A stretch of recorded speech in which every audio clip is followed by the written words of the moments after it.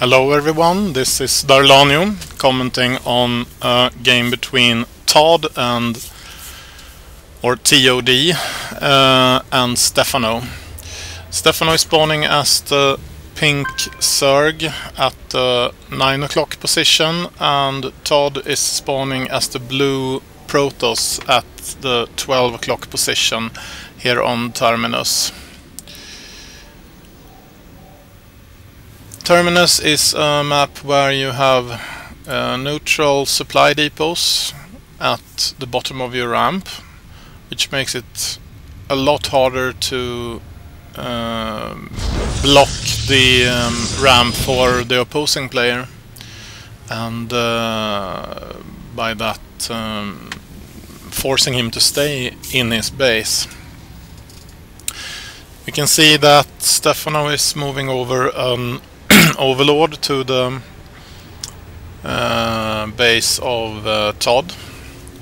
He's lucky being able to scout in the right direction, and ToD is also lucky able to move his probe into the right direction, possibly because he saw this Overlord coming. He's trying to harass, ToD is trying to harass the Zerg player here, but Stephano doesn't fall for that trick. He knows he needs his minerals, so he will let this probe move around and pick up some minerals and be disturbing in general. Meanwhile, ToD is warping in a forge, so this will probably be a fast forge expand. We don't see any other tech being built or warped in. Stephano has made his spawning pool and is getting a first extractor, probably for the metabolic boost and speedlings. There goes the second Nexus down, and we therefore have a fast forge expand. We will probably see him blocking off this cannon with a couple of buildings up to this Nexus, forcing any aggression to move around the Nexus. We will probably also see a second cannon coming up. Okay, this scouting probe with his minerals is forced to leave the Zerg base now due to these two Zerglings, and Stephano has been able to start spawning his second hatchery. If we look at the income, we see that they are neck to neck, 18 harvesters each. And the army tab says that the Zerg is a bit in an advantage, but this is just because of these two Zerglings, which actually forced the Protoss player to mine in the safe area near his cannon. As you can see, this blockade is complete, and it makes it a whole lot harder to attack these two cannons. The Zerglings keeping out of danger. And as you can see, ToD needs to micro his probes to not get too close to them. Here comes the Zealot, and it forced the Zerglings to run away.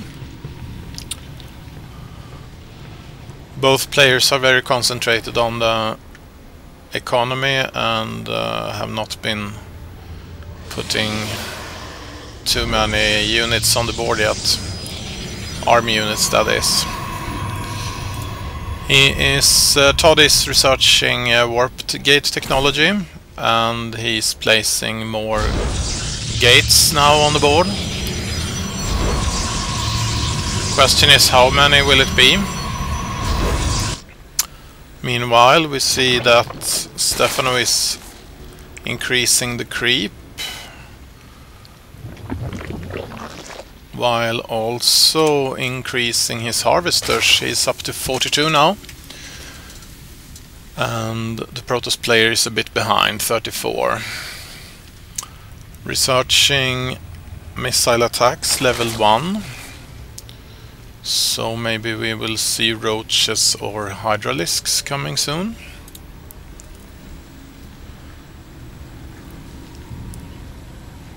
Two very well saturated hatcheries, and a third hatchery coming here. Really fast expanding. So far only a sentry and a zealot for ToD, but he has 6 gates in total, and warp gate technology is finishing right now.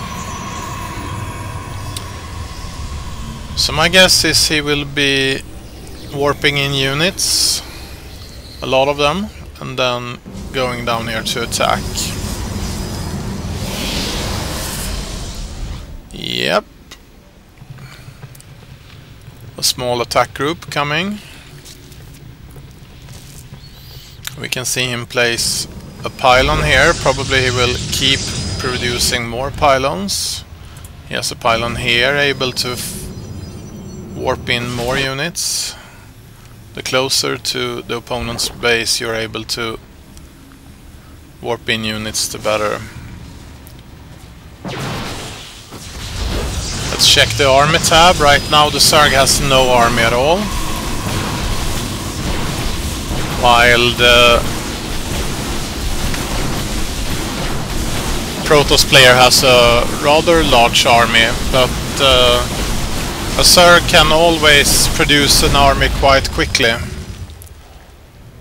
And that's what's happening here. He's spawning a lot of hydralisks and Zerglings.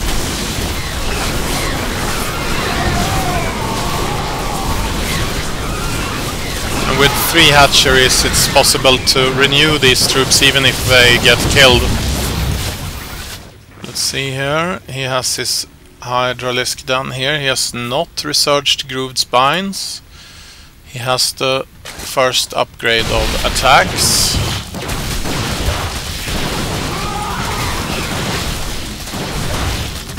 We have disruptors, first level on the Protoss player. Anything else researching? No. Ground level weapons level 1. And as you can see, both players renew their army. They are warping in new units or morphing in new units. 6 gates versus 3 hatcheries.